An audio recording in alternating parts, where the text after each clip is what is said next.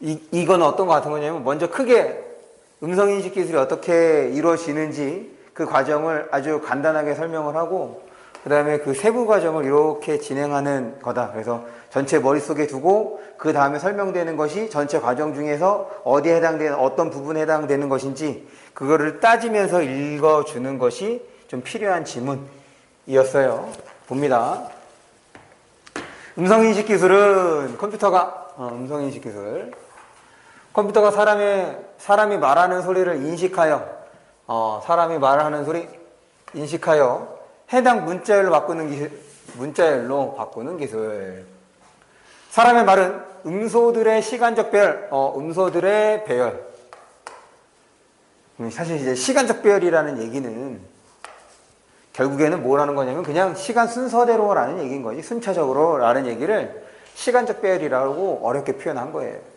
컴퓨터는 각 단어의 음소들의 배열을 기준 패턴으로 미리 저장해 두고 지금 컴퓨터는 기준 패턴을 미리 저장해 두고 이를 입력된 음성에서 추출한 입력 패턴과 비교하여 결국에는 지금 기준 패턴하고 입력 패턴이 어떤 면에서 차이가 있는지를 확인하는 거네. 그럼 기준 패턴하고, 그러니까 입력 패턴이 기준 패턴하고 같으면 그렇게 바꿔주는 거고. 다르면 같은 것이 나올 때까지 찾아주는 거고. 그래서 지금 컴퓨터는 먼저 기준 패턴이 있는 거고 그 이후에 입력 패턴을 확인을 한다. 그럴 때 이렇게 음성을 인식하기 위해서 먼저 아까 얘기했던 것처럼 먼저가 나오면 순서나 이제 여러 대상이라고 얘기를 했어. 먼저 입력된 신호에서 잡음을 제거한 후 잡음 제거 첫 번째네요. 잡음을 제거한 후 음성 신호만 추출한다. 그 다음에 음성 신호 추출. 그런 다음 음성 신호를 하나의 음소로 판단되는 구간인 음소 추정 구간들의 배열로 음성 신호를 음소 추정 구간들의 배열로 바꾼대요. 그런데 이제 여기가 중요한 거야. 그런데는 한편의 기능은 똑같아. 그런데는 한편의 기능은 똑같습니다. 뭐 하는 거냐면 그런데는 한편은 화제를 전환하는 거지. 지금 여태까지 뭐 얘기하고 있는 거냐면 음성을 인식하는 과정에 대해서 설명하고 있었어. 전환돼. 이제 이런 걸 주의해야 돼. 봅니다. 음성 신호를 음소 단위로 정확히 나누는 것은 쉽지 않대. 뭐 그렇겠지. 이를 해결하기 위해 먼저 이거 주의해야 돼.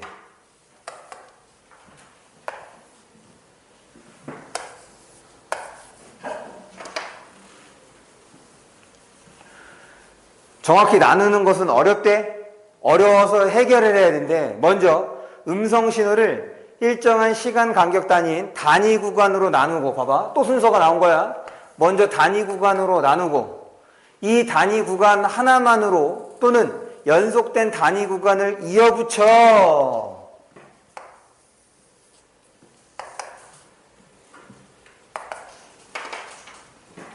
음소 추정 구간들을 만든대. 그런데 지금 우리가 1, 2, 3 동그라미 1, 2, 3 순서를 볼 때 먼저 음소 추정 구간들을 만든다 라는 얘기를 했지. 지금 동그라미 3번이 바로 지금 음성 신호를 얘로 바꾸는 과정이었던 거잖아. 근데 지금 그런데 이후에 나오는 내용은 여기도 이제 순서가 나오는데 지금 쭉 여기까지 읽어보니 음소 추정 구간들을 만든대. 무엇을 통해서 만든대? 음성 추정 구간 뭐로 만든대? 단위 구간으로 만든다는 얘기인 거잖아.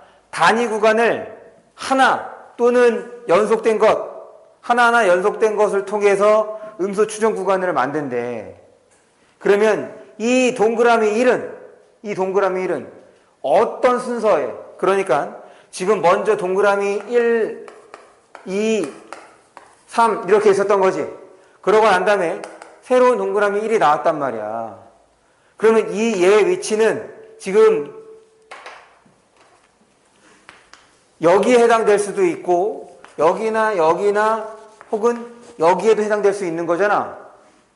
근데 그것을 알려주는 표지가 바로 저거죠. 음소 추정 구간들을 만든다 고 얘기를 했으니 이 새로운 동그라미는 지금 이렇게 있는 것 1, 2, 3, 4 중에 어디에 있어야 되는 거야?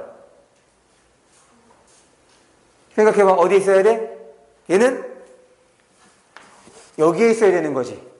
얘를 만들기 전에, 즉 얘를 만들기 전에 2번에서 3번으로 넘어오는 과정에서 일어나는 것이 단위 구간을 만들고 그걸로 만든다고 얘기한 거니까. 됐어요? 그러니까 그렇다고 이제 1, 2, 3, 4, 1이라고 했는데 여기다 다시 4라고 하지 말고 아니지. 지금 얘를 1, 2, 3 그러니까 얘가 3이 되고 여기가 4가 되는 거잖아. 이렇게 따르면 그러면 나중에 뒤에서 또 이렇게 지금처럼 추가되는 순서가 나온다면 안에 들어가는 순서가 나온다면 계속해서 순서를 바꿔야 되는 거 아니야. 그러지 마시고 얘는 그냥 뭐라고 해주시면 되냐면 2-1이라고 해주면 되죠. 그래서 지금 순서가 나올 때 그런데 한편 이거 나오면 무조건 주의해야 돼. 지금 순서로 내용이 전개될 때 중간에 그런데나 한 편이 나오면 여러분들의 주의 집중이 필요하다. 왜? 이 순서가 뒤집어질 수 있거든. 계속 봅니다. 음성의 비교는 음소 단위로 이루어지는데 음소 추정 구간에 해당하는 음소를 알아내기 위해서 자꾸 이제 위에서가 나와. 그러니까 이 위에서라는 말 자체가 이거 하기 위해서 이 뒤에 거라는 거잖아. 그럼 위에서라는 말 보면 순서가 얘가 2가 되면 위에서가 요 위에가 2가 되면 뒤에 나는 것이 1이 되는 거지. 1 다음에 2 이렇게 된다는 얘기인 거잖아. 그러니까 위해가 나오는 것도 좀 주의해서 봐야죠. 계속 음소를 알아내기 위해 각 구간에서 특징 벡터를 추출한다. 그러니까 음소 추정 구간에 해당하는 특징 벡터를 이 특징 벡터를 어디서 추출한대? 특징 벡터.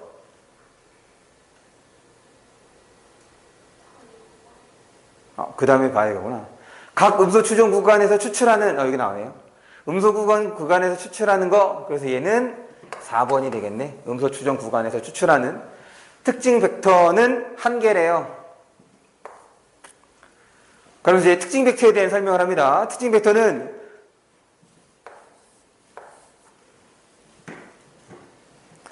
음소를 구별하는 데 필요한 정보를 수치로 나타낸 것으로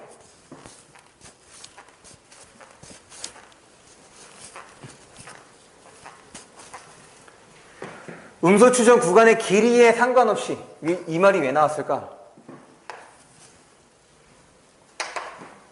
이 말이 왜 나왔을까? 길이에 상관없이. 길이에 상관없으니까. 그래서 그럼 길이에 상관없다는 얘기는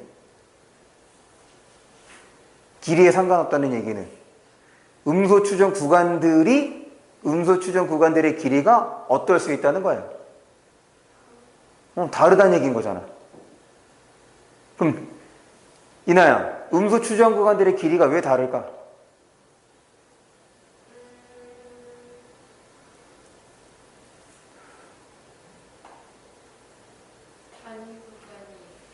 그렇지. 단위 구간이 하나일 수 있고 그 다음에 여러 개일 수 있는 거죠. 그래서 이제 길이에 상관없이 한 개라는 얘기를 하는 거예요. 계속 특징 벡터는 근데 뭐 결국엔 똑같은 거지. 앞에서 얘기했다고 특징 벡터 음소 추정 구간에서 하나 추출한다고 얘기했던 거니까 똑같은 내용이지 뭐. 특징 벡터는 음소의 특성을 잘 나타내는 정보들을 이용하지만 사람마다 다른 특성을 보이는 정보는 사용하지 않는데 사람마다 다른 특성은 이용하지 않는구나. 사용하는 정보의 가지수가 많을수록 음소를 더 정확하게 인식할 수 있지만 많을수록 정확하게 인식이야. 그만큼 필요한 연산량이 많아져 처리 시간이 길어진다. 연산량이 많아져 처리 시간이 길어진다는. 그럼 이제 질문. 지금 이 뒷부분은 특징 벡터에 대한 설명이잖아. 맞지? 다시. 이 글은 뭘 설명하고 있었어? 이 글이 설명하고 있었던 내용이 뭐야? 음성인식 기술. 그러니까 지금 음성을 인식하는 그 기술이 어떤 원리인지 혹은 어떤 과정으로 진행되는지를 설명하고 있었지. 그러면 뭐가 중요해? 어떤 원리인지 어떤 과정인지를 설명하고 있었으니 순서가 중요한 거잖아. 지금 이 뒷부분 특징 벡터에 대한 설명은 지금 여기서 설명하고자 하는 그 순서와 직접적인 관련이 있어 없어? 관련이 없죠. 그러니까 지금 특징 벡터에 대한 설명은 처음 나온 거니까 확인을 한 거야. 우리가 이제 정보를 확인을 한 거지. 다만 우리 머릿속에서는 후순위인 거야.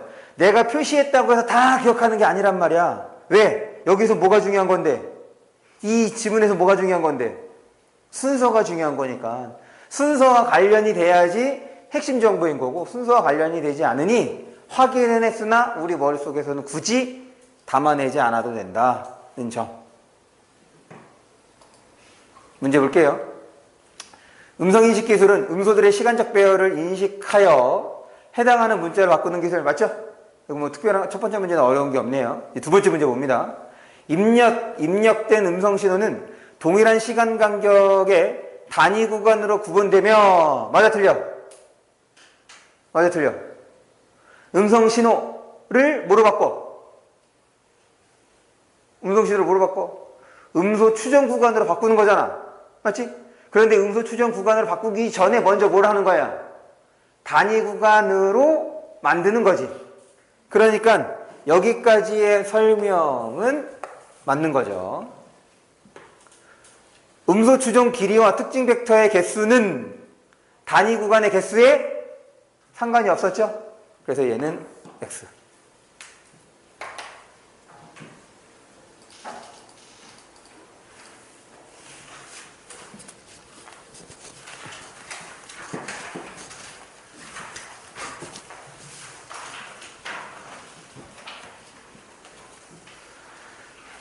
가장 어려운 질문입니다. 뒤에 있는 거 다 포함해서 여기 있는 가장 어려워.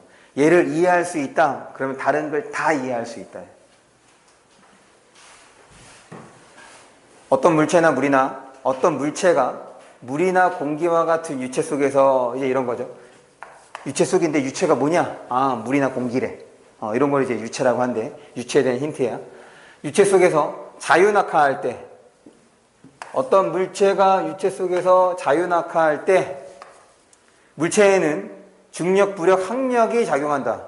지금 중력, 부력, 항력이 작용한다 라고 용어가 나왔으니 이제 뭐에 대해서 설명을 해야 돼? 중력, 부력, 항력에 대해서 설명을 해야지. 그런데 지금 이게 어떤 상황에서 나와? 자유낙하할 때 나와. 먼저 이제 중력에 대해서 설명을 합니다. 중력은 물체의 질량에 중력 가속도를 곱한 값으로 이렇게 수식이 나오면, 수식은 지문 옆에 반드시 정리합니다. 해볼까? 그러면 중력은 어떻게 되는 거야? 중력은 물체의 질량 곱하기 중력 가속도. 당장에 써먹진 않더라도 이렇게 수식이 나온다는 얘기는 결국 문제 속에서 이 식을 활용할 문제가 있다는 얘기인 거니까, 지문을 다시 한번 읽고서는 식을 세울 바에는 차라리 읽으면서 옆에다가 간단히 정리해 두는 것이 필요합니다. 그래서 물체의 질량의 중력 가속도를 곱한 값으로 물체가 낙하하는 동안 일정하다. 일정. 그 다음에 이제 부력에 대한 설명인 거네요.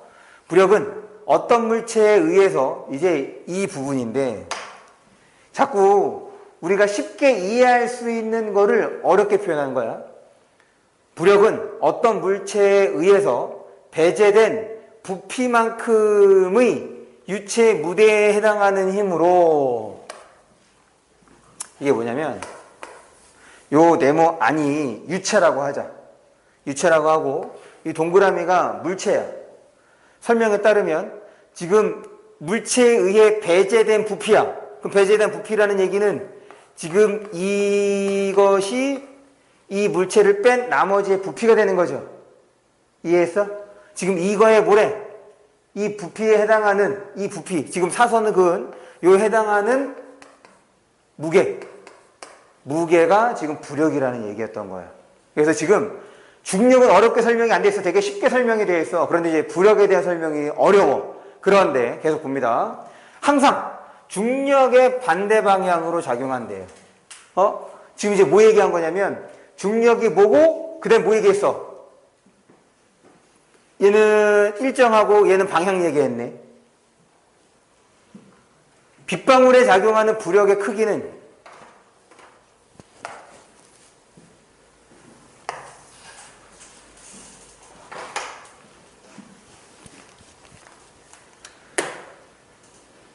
지금 이제 첫 번째 문장에서 유체 속에서 자유낙하할 때 발생하는 그 자유낙하와 관련되는 힘 3개를 설명하고 있었단 말이야.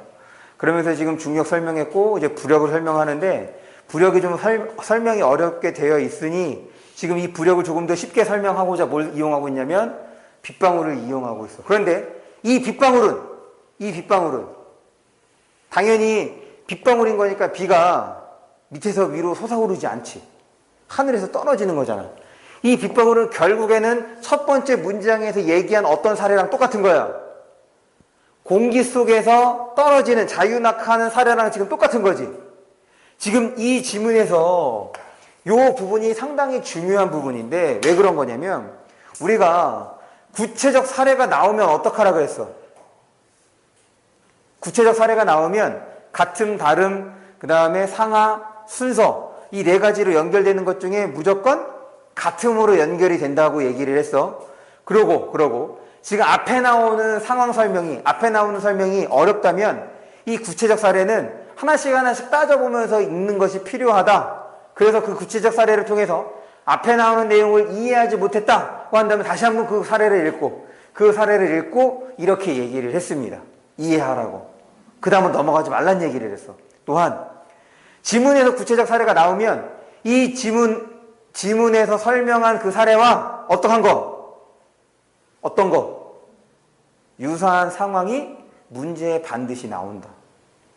그러니 이 상황을 처리하지 않고 넘어간다면 문제를 해결할 수가 없게 되는 거예요. 그래서 구체적 사례 상황이 나오면 그 상황을 주어진 개념으로 정확하게 이해하고 넘어가는 것이 필요하다. 지금 거기에 있는 문제 중에서 두 번째 문제가 바로 얘를 이용하는 거죠. 두 번째 문제는 얘랑 반대지. 왜 얘랑 반대야? 두 번째 문제는 얘랑 상황이 반대야. 왜? 지연아, 왜 반대야?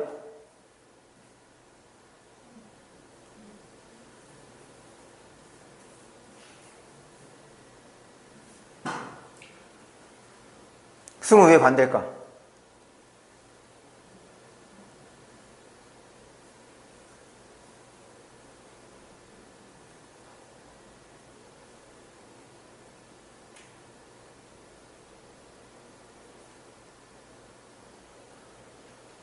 수진 왜 반대일까? 아니 생각을 해봐. 반대라고 얘기를 했으니까 어떤 점에서 반대인지를 생각을 해보면 되잖아. 지금 나 여기까지밖에 안 읽었어. 빗방울. 지금 이 빗방울은 지금까지 설명했던 중력과 부력을 모두 적용해 볼 수 있는 거거든. 왜? 이 빗방울이 첫 번째 그 문장에서 얘기했던 바로 자유낙하에 해당하기 때문에.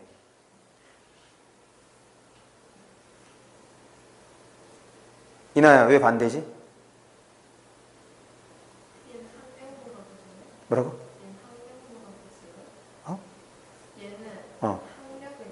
아니. 아니, 뭐 여기까지 학명 아직 읽지도 않았는데. 근데 이 문제는 부력 안 물어보는데요. 내가 지금 빗방울과 관련해서 반대라고 얘기한 건데. 그럼 얘는 스티로폼이었어요. 다시. 지금 해봐. 이제 잘 따라서 생각을 해야 돼. 내가 빗방울이 중요한 이유가 지금 이 빗방울의 상황은 뭐랑 똑같은 거라고 얘기했어. 첫 번째 문장에서 얘기했던 그 상황하고 똑같은 거라고 얘기했지. 어떻게 되는 거야? 빗방울이. 아까도 뭐랬어? 빗방울이 밑에서 솟아오르지 않잖아. 위에서 떨어지는 거 아니야. 자유낙하는 거잖아.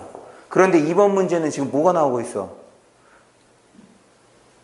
자유낙하는 위에서 아래로 떨어지는 거지. 근데 이번 문제는 이번 문제는 스티로폼이 어떻게 된대? 스티로폼이 어떻게 된대? 스티로폼이 어떻게 돼? 떨어진다고 돼 있어, 거기?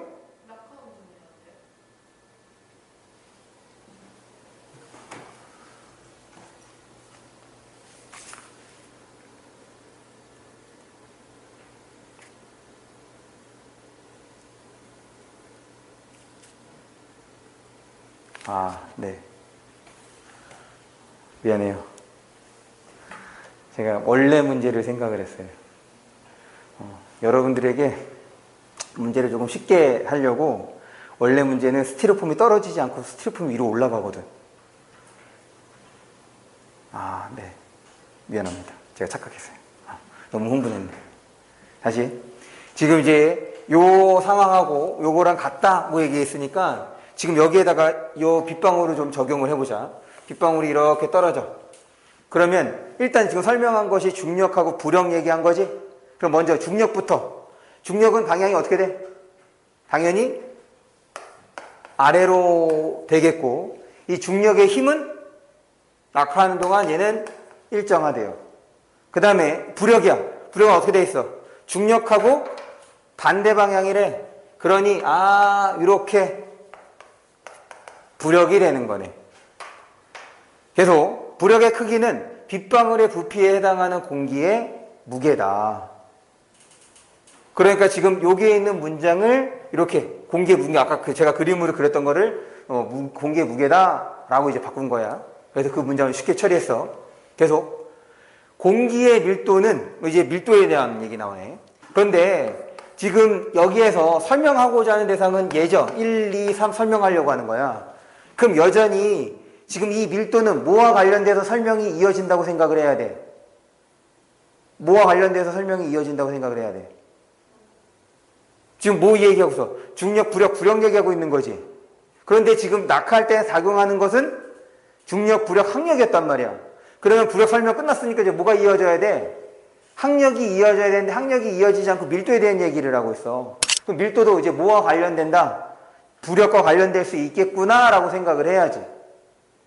계속 밀도는 공기의 밀도는 물의 밀도의 100분의 1의 수준이므로 빗방울이 공기 중에서 떨어질 때 부력이 빗방울의 낙하운동에 영향을 주는 정도는 지금 이 빗방울에서는 미미하대. 그러나 스티로폼 입자와 같이 밀도가 매우 작은 물체가 낙하할 경우에는 부력이 물체의 낙하 속도에 큰 영향을 미친대. 그래서 지금 스티로폼 입자에서는 부력이 영향을 미친다는 얘기. 그래서 이제 그 스티로폼에서는 부력을 어떻게 처리하는지가 이제 중요한 거예요. 계속 봅니다.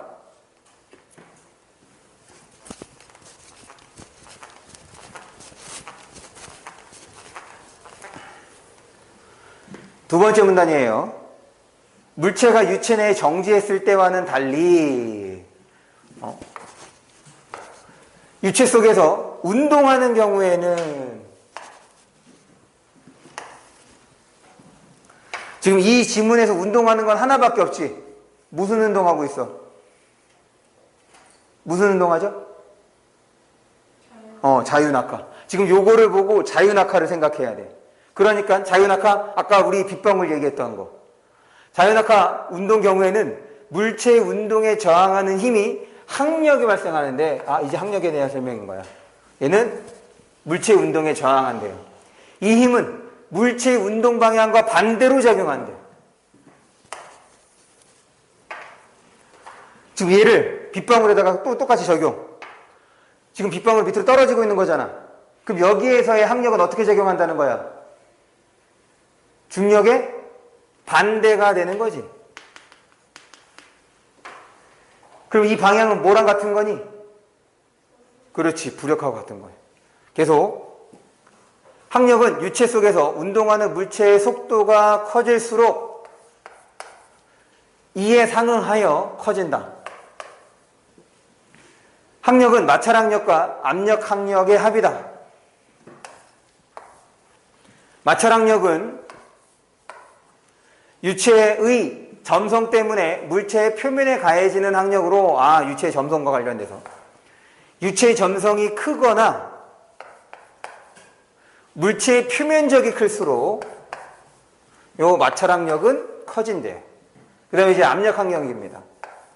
압력항력은 물체가 이동할 때 물체의 전후방에 생기는 압력차에 의해 생기는 항력으로 운동 방향에서 바라본 물체의 단면적이 클수록 커진다. 그래서 지금 항력은 다시 마찰항력하고 그 다음에 압력으로 나눌 수 있다.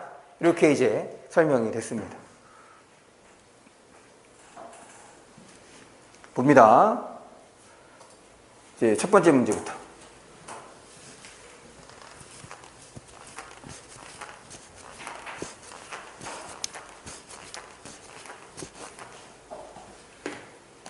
어떤 물체가 유체 속에서 자유낙하할 때 물체에 작용하는 중력과 부력은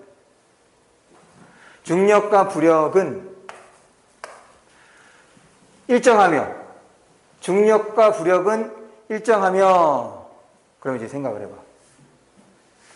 일단 중력은 일정하다고 얘기를 했죠. 그러니까 문제가 없어. 그럼 이번에 이제 부력이야. 그럼 부력부터 생각해 봐야지. 부력은 일정하지 않아. 부력은 일정하지 않아.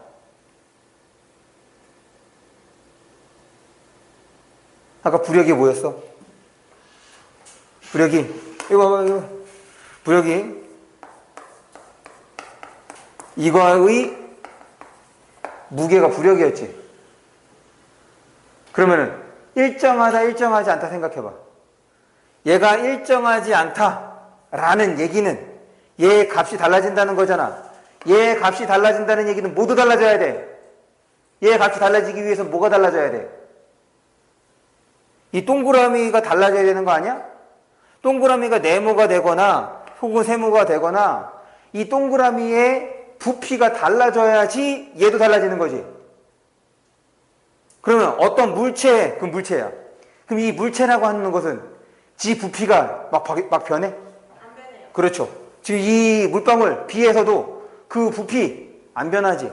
그렇다는 얘기는 부력도 어떡하라는 거야? 부력도 안 변하다는 얘기는 일정하다는 얘기인 거죠. 부력은 일정하며 그 항력은 일정하지 않다가 되는 거잖아. 일정하지 않지? 뭐에 반응하는데? 항력은 뭐에 반응해? 그렇지. 속도가 커질수록 커지는 게 항력인 거잖아. 그러니까 항력과 달리도 맞는 거네. 항력은 일정하지 않다가 되는 거야. 속도에 따라 달라지는 거니까.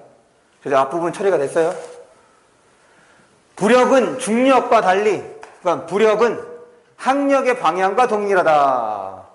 부력은 항력의 방향과 그렇지. 맞네. 중력과 달리 중력은 밑으로 떨어지는 거고 이것도 맞네. 됐습니까? 두 번째 문제야. 낙하 운동을 하는 스티로폼이야. 똑같아. 폼 A와 B야. 대신에 두 개네.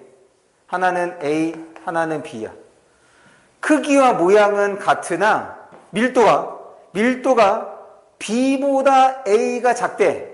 지금 밀도가 뭐가 작다는 거야? A가 작아요. A가 작다고 할 때 지금 우리 이 밀도의 영향을 받는 건 뭐였죠? 부력. 그렇죠. 부력이지. 부력은 중력과 방향이 어때? 반대가 되는 거지. 맞죠? 그 다음에 이제 또 이제 질문이야. 그러면 밀도가 큰 거, 작은 거, 어떤 게 부력의 영향을 받는 거야? 밀도가 작은 게 영향을 받는 거야? 밀도가 큰 게 영향을 받는 거야? 작은 거. 다시. 밀도가 큰 거야, 작은 거야? 작은 게 더 영향. 맞아. 왜 그래? 아니, 여러분들 생각해 보라는 거야.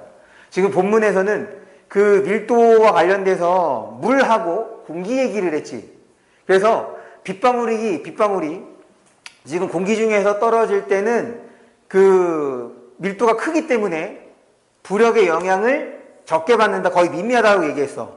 반면에 스티로폼의 경우 밀도를 작게 하면 영향을 크게 받는다고 얘기를 했던 거지. 그러니까 밀도가 작을수록 어떻게 하자는 거야? 부력의 영향을 크게 받는다는 얘기인 거잖아.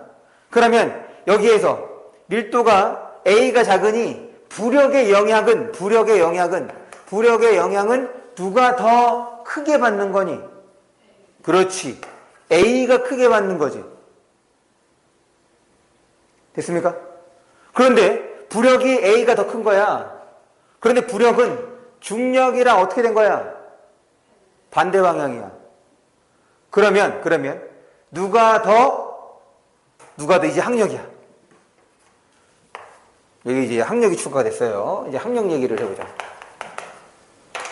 지금 방향이, 힘의 방향이 얘는 일정해. 그리고 얘는 이제 B의 A의 경우가 이 부력이 더 큰 거지. 그럼 떨어지는 속도는 A와 B 중에서 뭐가 더 빠를까? 그렇지. A의 힘이 더 크니까 떨어지는 힘은 누가 더 많이 받느냐? 지금 B가 더 많이 받는 거죠. 그럼 B가 속도가 더 어떻게 된다는 거야? 빠르다는 얘기인 거지. 그럼 학력은 뭐랑 관계가 있었어? 학력은 속도와 관계가 되는 거지. 그럼 학력을 누가 더 크게 영향을, 학력의 영향을 누가 더 크게 받아? 그렇지. 학력은 B가 더 크게 영향을 받는 거죠.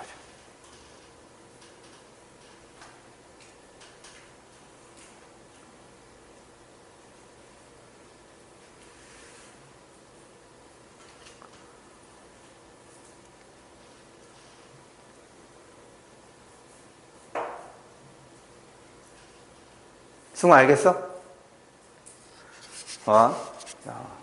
이 문제야말로 이제 정말 이제 이해의 문제가 되는 거야. 여기 나오는 관계, 정보들 간의 관계를 정확하게 파악해서 이런 구체적인 상황에다가 적용해 볼 수 있느냐 없느냐에 해당하는 문제가 바로 얘거든요. 그러니까 지금 이 2번 문제를 맞히든 못 맞히든 중요하지 않아. 중요한 건 지금 이 본문에 나왔던 내용들을 적용해서 이 2번의 상황이 이해가 됐다. 이게 중요한 거야. 이해가 되면 이것보다 어려운 거 없어. 이것보다 어려운 거 없습니다.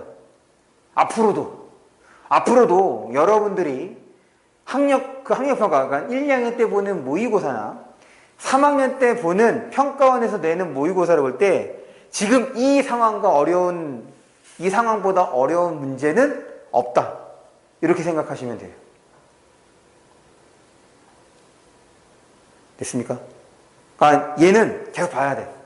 지금 내용을 기억하라는 것이 아니라 이 과정, 지문에 나오는 내용을 여기에다가 적용했던 그 과정을 여러분들이 자꾸 곱씹어 보는 것이 필요해요.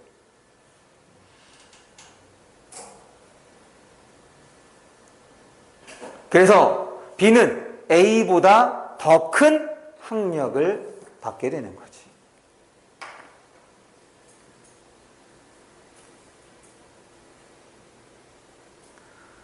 됐습니까?